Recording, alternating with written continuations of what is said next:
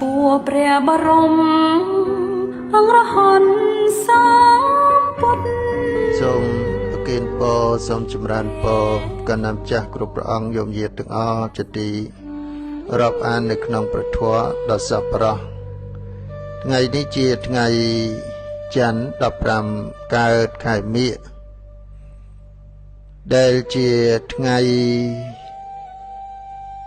ក្នុងនាមយើងជាពុទ្ធសាសនិកជនអ្នកកាន់ពុទ្ធសាសនាបានប្រពធ្វើពិធីបុណ្យនៅក្នុងពុទ្ធសាសនាហៅថាបុណ្យមាឃបូជាដើម្បីរលឹកដល់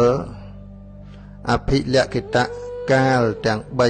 3ដ៏សំខាន់របស់អង្គព្រះសម្មាសម្ពុទ្ធទី1គឺរលឹកនឹកដល់ថ្ងៃដែលព្រះសម្មាសម្ពុទ្ធបរមគ្រូជាម្ចាស់ព្រះអង្គធ្វើនៅចតុរង្គមហាសន្និបាតទី2ជាថ្ងៃដែលព្រះអង្គបានសម្ដែងនៅឱវាទបតិមោក្ខទី3ព្រះអង្គដាក់បច្ចុប្បន្នមាយុសង្ខារដល់មាក្នុងនាមពុទ្ធសាសនិកជនទាំងឡាយអ្នកកាន់ពុទ្ធសាសនាដល់ថ្ងៃមាឃប៉ុណ្ណមីតែងមានទឹកចិត្តសទ្ធាជ្រះថ្លាបានរៀបចំនៅគ្រឿងសក្ការៈទាំងឡាយមានទៀនធូបភ្ញីផ្កាជាដើមដើម្បីគោរពបូជានៅបូជនីយដ្ឋានក្នុងពុទ្ធសាសនមណ្ឌលវត្តអារាមស្ដុបចេតិយដោយទឹកចិត្តជ្រះថ្លាដើម្បីបាន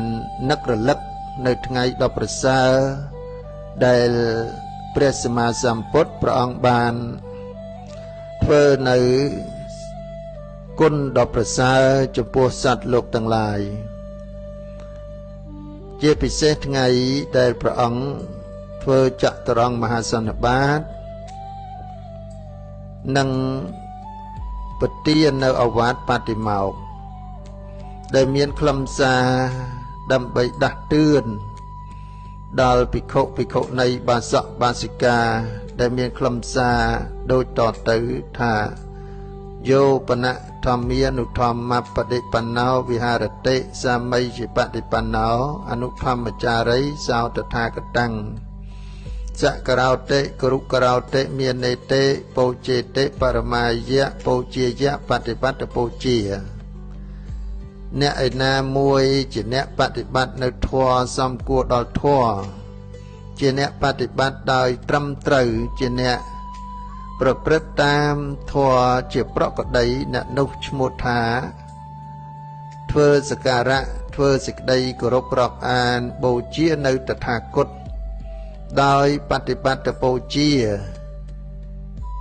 ការបូជាដ៏ឧត្តមឧត្តមដូច្នេះក្នុងនាមភិក្ខុសាមណេរបាសកបាសិកាដែលជាអ្នកប្រព្រឹត្តបฏิបត្តិសមគួរដល់ធម៌និងប្រតិបត្តិឲ្យបានត្រឹមត្រូវប្រព្រឹត្តទៅតាមធម៌ដែលព្រះអង្គទ្រង់ប្រកាសសម្ដែងទុកថាយើងទាំងអស់គ្នាបានធ្វើនៅសក្ការៈបាននៅការគោរពរាប់អាននៅការបូជាដល់ព្រះអង្គនោះព្រះអង្គទ្រង់បានសម្ដែងចេញពីព្រះអស់របស់ព្រះអង្គនៅថ្ងៃពេញបរមីខែមិញនេះមាន11ចំណុចដែលយើងអ្នកកាន់ពុទ្ធសាសនាគួរស្វែងយល់ហើយចងចាំធ្វើទុកក្នុងចិត្តដើម្បីទទួលនៅពុទ្ធឱវាទពីព្រះអង្គហើយយកចិត្តទុកដាក់ក្នុងការស្ដាប់ដោយសេចក្តីគោរពកោតក្រែងក្នុងការរៀនដោយសេចក្តីគោរពកោតក្រែងទ្រទ្រង់នៅពុទ្ធឱវាទនេះដោយសេចក្តីគោរពកោតក្រែងបានត្រេះរិះពិចារណានៅពាក្យពេចន៍ខ្លឹមសារដែលព្រះបរមគ្រូជាម្ចាស់ដែលព្រះអង្គទ្រង់បានពង្រៀនហើយយកទៅបដិបត្តិនៅគោលទាំង11ចំណុចនេះទោះបីជាព្រះអង្គគង់ធរមានក្តីព្រះអង្គបរិនិព្វានក្តីដោយអំណាចដេចជះនៃអាវាទបតិមោក្ខជាបេះដូងជាធម្មនុញ្ញនៃសាសនាក៏ញ៉ាំងនៅព្រះសាសនារបស់ព្រះអង្គ មានអានុភាពមានដេចជាមានគុណជាប្រយោជន៍នាំមកនៅសេចក្តីសុខសេចក្តីចម្រើនដល់មនុស្សទេវតាច្រើនគ្នារហូតបានញ៉ាំងនៅបិតិនិងបាមោជ្ជៈទទួលបាននៅអមតៈធម៌សម្រាប់មគ្គ4ផល4និព្វាន1ដោយអំណាចនៃមហាករណាតិគុណវិសុទ្ធិគុណបញ្ញាតិគុណរបស់ព្រះអង្គដែលបានបដិស្ថានព្រះសាសនានេះទុកនៅក្នុងប្រយោជន៍ដ៏ឧត្តមឧត្តមឯគោលទាំង11យ៉ាងនោះយើងគួរគប្បីថាទី1សពបាបស្សអករណੰគឺការមិនធ្វើនៅអំពើបាបទាំងពួងទី2កុសលសោបសម្បទាញ៉ាំងនៅកុសលនឹងឲ្យកើតឡើងទី3សច្ចិតបរិយោតបណੰការធ្វើចិត្តដុសហាត់ចិត្តឲ្យបានស្អាតបរិសុទ្ធផូរផង់ទី4ខន្តិបរមੰតបោតៃតខាខន្តិគឺសេចក្តីអត់ធន់ជាតបធัวដ៏ឧត្តមទី5និព្វានੰបរមੰវតន្តិពុទ្ធា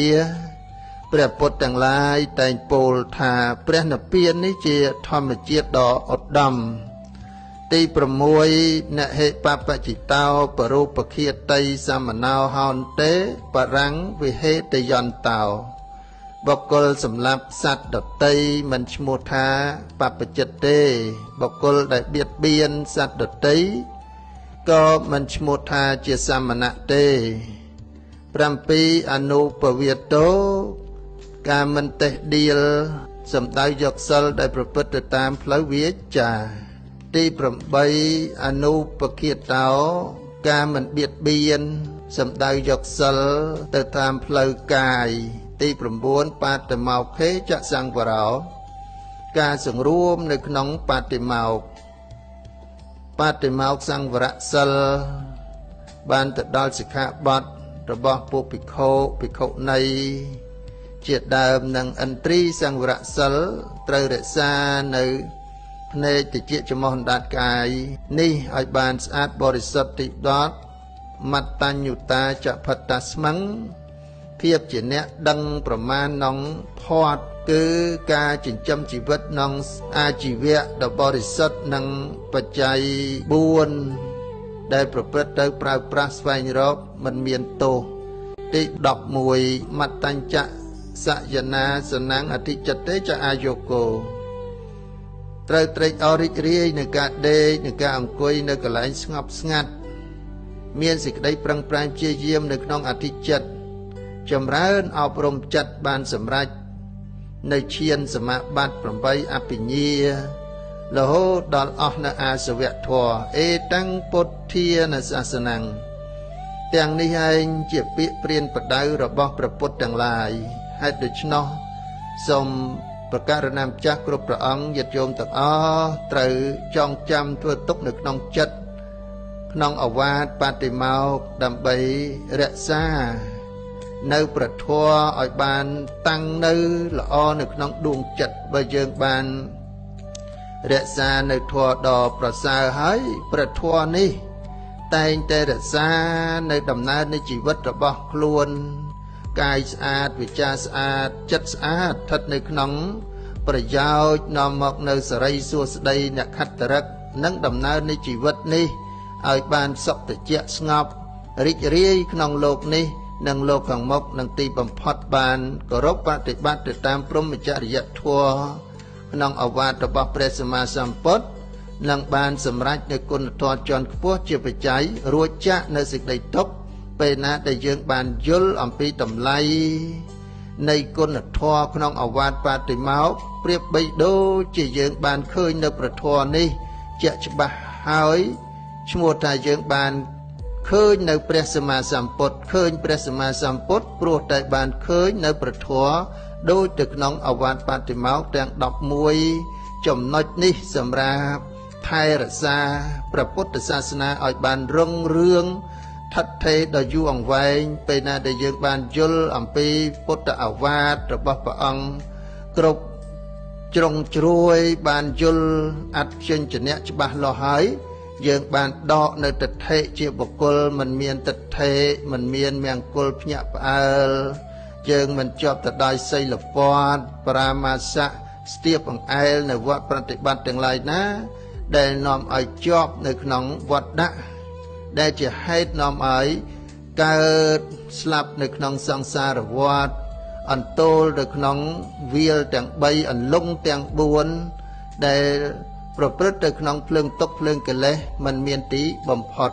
នេះជាមាគ៌ាដ៏ប្រសើរដែលដឹកនាំជីវិតរបស់យើងដែលបានជួបនឹងព្រះសម្មាសម្ពុទ្ធហាក់បីដូចយើងបានទទួលនៅ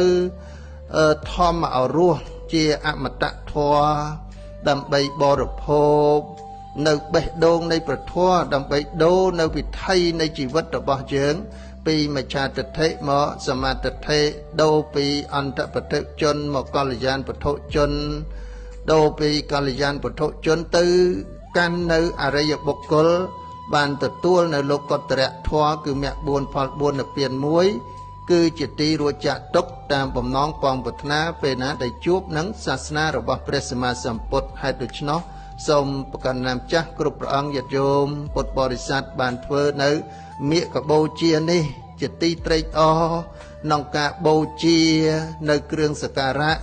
ដោយកាយដោយវិជ្ជាចិត្តដោយស្អាតបរិសុទ្ធនិងគោរពរាប់អាននៅទានសិលភាវនាក្នុងការចម្រើនក្នុងការបដិបត្តិនិងការបូជាគឺលះបង់កម្លាំងកាយចិត្តដើម្បីដុតកម្ដៅនៃកិលេសកាន់យកនៅក្នុងអារម្មណ៍វិបស្សនាដើម្បីនឹងបានចម្រើនរហូតបានសម្រេចនៅគុណធម៌រួចចាក់នៅសេចក្តីទុកនោះបានសូមប្រកាសណាមចាស់គ្រប់ព្រះអង្គញោមញាតិទាំងអស់ត្រេកអរអនុមោទនាក្នុងការទទួលនៅពុទ្ធឱវាទរបស់ព្រះសម្មាសម្ពុទ្ធជាព្រះបិតាវិវត្តៈនេះឲ្យបានល្អប្រពៃដើម្បីជាទីពឹងទីរលឹករួចចាក់ទុកគ្រប់ព្រះអង្គគ្រប់គ្នាទាំងសូមជ្រះថ្លាអនុមោទនា